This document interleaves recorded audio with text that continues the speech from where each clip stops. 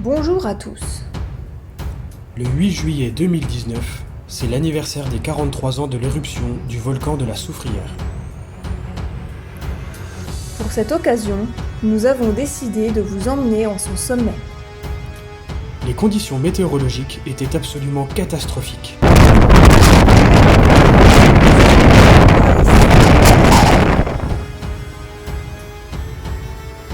Des bourrasques de vent d'une violence extrême au sommet nous ont forcés à rebrousser chemin à quelques dizaines de mètres du sommet.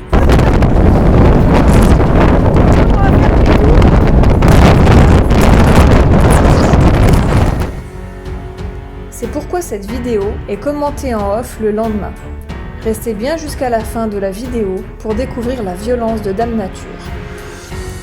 Bien évidemment, je vous demande de mettre un pouce bleu à cette vidéo car c'est de loin le tournage le plus difficile que nous avons effectué.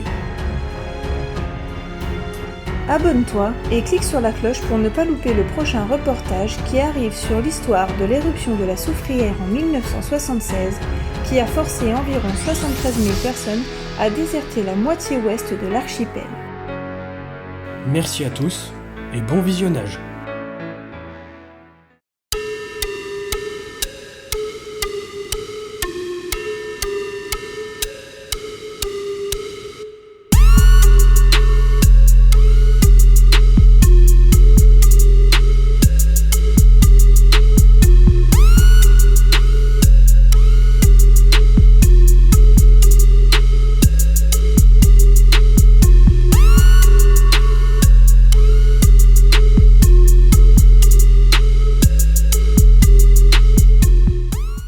Tout commence sur les hauteurs de Saint-Claude, une commune de la Basse-Terre. Nous sommes déjà à environ 950 mètres d'altitude. Nous sommes partis d'une hauteur de 4 mètres d'altitude et la température a chuté de 7 degrés et le taux d'humidité flirte déjà avec les 80%. La première étape est les bains jaunes, une source d'eau chaude, naturelle au pied de la Soufrière. Les bains sont remplis d'une eau soufrée à 28 degrés. Les bains jaunes sont de véritables espaces thermales naturels. Avec son soufre, cette eau est réputée salvatrice pour les douleurs musculaires ou encore les problèmes d'asthme et arthrite. Mais ne vous y méprenez pas, car le premier danger réside dans cette eau bénéfique pour le corps. Si vous décidez de vous y baigner, soyez prudent et évitez d'immerger votre tête. En effet, les eaux stagnantes atteignant une température supérieure à 25 degrés favorisent le développement d'une amibe responsable de méningo-encéphalite d'évolution fulminante, le plus souvent mortelle. L'amibe est une sorte d'organisme vivant unicellulaire capable de contaminer un sujet en bonne santé de n'importe quel âge. Ce parasite entre dans les muqueuses nasales, suit le nerf olfactif et envahit le cerveau. Les symptômes surviennent seulement 7 à 10 jours après l'exposition, se concluant généralement par le décès 5 à 6 jours après. L'article de l'ARS, Agence régionale de la santé, se trouve dans la description. Après cet instant mise en garde des moins joyeuses, poursuivons notre chemin. Cette vidéo a pour but, en plus de vous montrer que cette randonnée est grandiose et splendide, d'également vous sensibiliser sur les dangers d'une telle expédition. On continue en empruntant le chemin de randonnée du Pas du Roi qui vous conduira à l'ancien parking de la Savane à Mulets. Cette portion de l'ascension est nécessaire depuis l'effondrement d'une partie du Piton Tarade sur la route qui menait jusqu'en 2004 à la Savane à Mulets. Construit par la coloniale en même temps que les bains jaunes, c'est aux soldats d'infanterie de marine envoyés aux bains jaunes pour s'acclimater que l'on doit la construction en 1887 du bassin en pierre, encore en place aujourd'hui. Rappelons que nous devons l'actuel sentier du Pas du Roi au chef de bataillon François Legault. Il remplaçait le chemin tracé au mois de janvier 1885 par M. Rollin, le maire de Vieux-Habitants, pour conduire à la Soufrière le comte et la comtesse de Bardy. En grande partie pavé, ce sentier au cœur de la forêt tropicale permet d'apprécier sans danger la richesse du patrimoine végétal du parc national. Après une bonne demi-heure de marche, vous êtes arrivé sans trop de difficultés sur l'ancien parking de la Savane à Mulets. La Savane à Mulets correspond au plateau situé en contrebas de la Soufrière. Bien que le parking ne soit plus accessible depuis le tremblement de terre de 2004, avec l'effondrement du Piton Tarade, il offre par temps clair un point de vue magnifique sur la vallée et les îles environnantes des Saintes, de Marie-Galante et de la Dominique. Vous pouvez constater que ce jour, la visibilité est inexistante.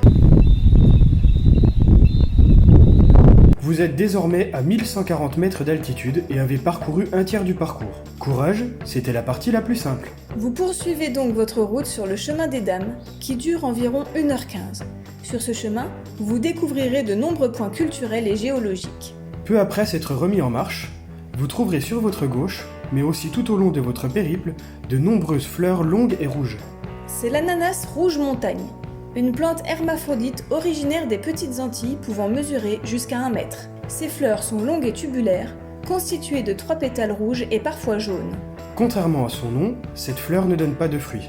Quelques dizaines de mètres plus loin, toujours sur le chemin des Dames, vous trouverez, installée dans la roche creusée, une statue de Notre-Dame de Guadeloupe. Celle-ci fut installée après l'éruption de la Soufrière en 1956. Fleurs et cierges sont régulièrement renouvelés par les paroissiens de Saint-Claude pour remercier le volcan de sa clémence. Nous n'avons pas filmé ce lieu de recueil par respect pour les personnes présentes qui priaient dans le calme. Et nous vous demandons, lors de votre passage, de bien vouloir également respecter ce lieu ainsi que les personnes s'y recueillant. Reprenons la route sur le chemin des Dames. Mais d'ailleurs, pour quelle raison ce sentier porte-t-il ce nom ? Car tout simplement, jusqu'à une époque récente, l'ascension de la Soufrière était une expédition réservée aux grimpeurs en montagne et aux marcheurs téméraires et expérimentés. Bien évidemment, jamais sans la présence d'un guide. Un accès certes plus long, mais plus confortable et sûr est privilégié. Il sera nommé le chemin des Dames, ainsi baptisé parce qu'il permettra même aux femmes de visiter le volcan sans trop de difficultés. Jusque-là, c'est relativement simple. Mais attention, car le vent devient de plus en plus fort. La température est de 18 degrés et le taux d'humidité à 86%. Poursuivons notre chemin. La Soufrière, surnommée la Vieille Dame, est l'un des 11 volcans en activité sur le territoire français. Pourquoi le volcan est surnommé la Vieille Dame ? Il n'y a pas de réponse vraiment satisfaisante. Sans doute parce que, considéré comme un être vivant, il est souvent vu comme un vénérable personnage, en quelque sorte une vieille personne, qui veille sur la région Basse-Terre, mais aussi car son dôme est souvent assimilé à une robe plissée. Quand vous vous lancez dans une telle expédition, pensez à prévoir de l'eau, environ 1,5 litre par personne. Boire régulièrement et peu est préférable à beaucoup et rarement lors d'efforts physiques nécessitant de l'endurance. À l'endroit où nous avons fait une pause, nous sommes tombés sur un amas de feuilles d'alocasia, plus connu sous le nom de feuilles oreilles d'éléphant. Cette plante est originaire de l'Asie du Sud-Est et les feuilles peuvent mesurer jusqu'à 5 mètres de long et 2 mètres de large. Son environnement idéal est entre 18 et 22 degrés avec une humidité dans l'air élevée. Attention, la sève peut provoquer des réactions cutanées. Et toutes les parties de la plante ingérées crues peuvent provoquer des maux d'estomac. Nous sommes maintenant quasiment à la moitié du chemin des Dames. Profitons de ce point de vue sur Saint-Claude pour constater la formation de nuages au-dessus du volcan.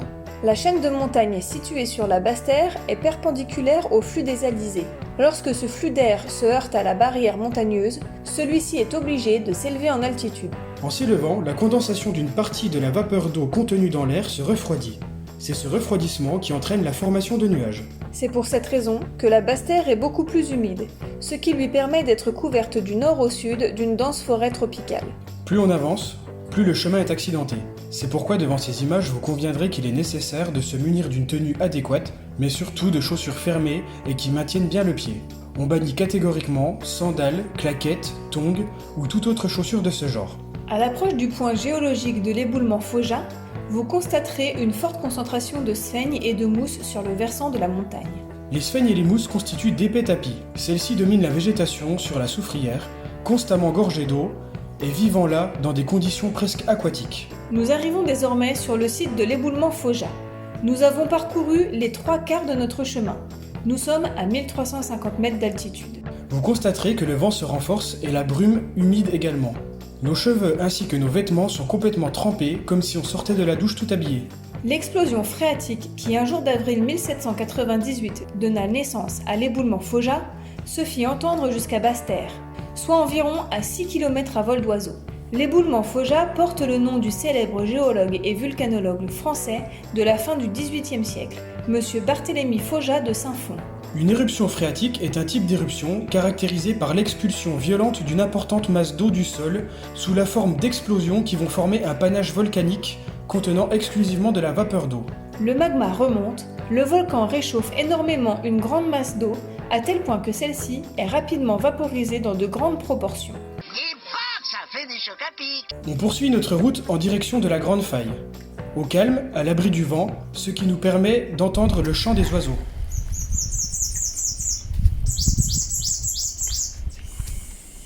Ça, c'est magnifique. Mais le repos fut de courte durée. Sur notre chemin, on constate qu'un éboulement a eu lieu récemment. J'en profite pour vous mettre en garde, nous sommes sur un volcan en activité avec de nombreux légers séismes. Un sol fait de terre et de roches, une humidité importante et constante, de fortes pluies fréquentes. Ne quittez donc pas le chemin, ne vous approchez pas du précipice et restez toujours prudent. On n'a pas réussi à filmer de fumerolles, mais je vous certifie que l'odeur de soufre était bien présente, portée et mélangée par le vent. Au passage, le vent s'intensifie encore. Une fumerole, c'est un petit panache de vapeur sortant de terre, près d'un volcan ou sur une zone volcanique. Les fumerolles contiennent éventuellement quelques particules, acide sulfurique, des éléments minéraux d'origine magmatique, des traces de métaux à l'état de vapeur comme du mercure. Les fumerolles sont toxiques, il faut éviter de trop s'en approcher ou de respirer longuement ces émanations. Avant d'arriver à la grande faille, vous verrez sur votre chemin très distinctement les fougères arborescentes. Comme les autres fougères, les frondes apparaissent sous forme de crosses qui se déroulent et s'allongent progressivement. Elles peuvent atteindre les 15 mètres.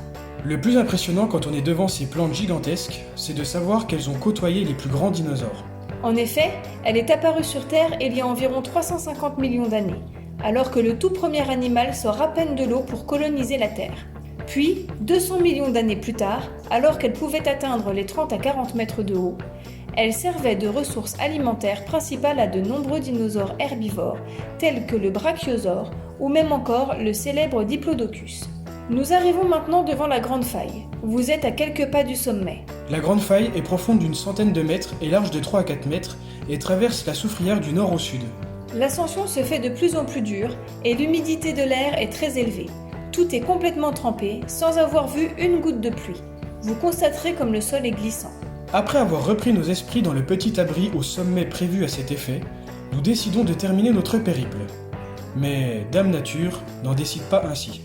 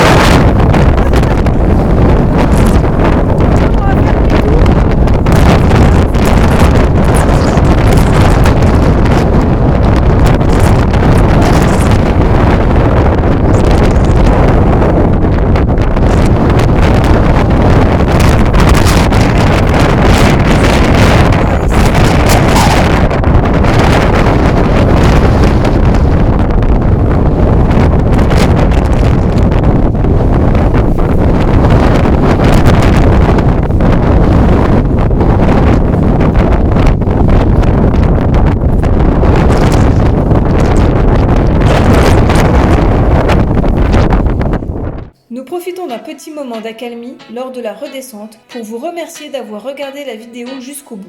Mais attendez, ce n'est pas fini. J'espère que la vidéo vous a plu. Cette vidéo a été l'une des plus dures à réaliser, mais en même temps une expérience exceptionnelle. En tout et pour tout, elle nous aura pris une 50aine d'heures à réaliser. Le tout sur 2 semaines. 10 heures de tournage, 20 heures de recherche et d'écriture, et 20 heures de montage. Nous avons mis dans la description le lien de notre page Tipeee. Des projets comme celui-ci, on en a plein, le seul souci c'est les moyens.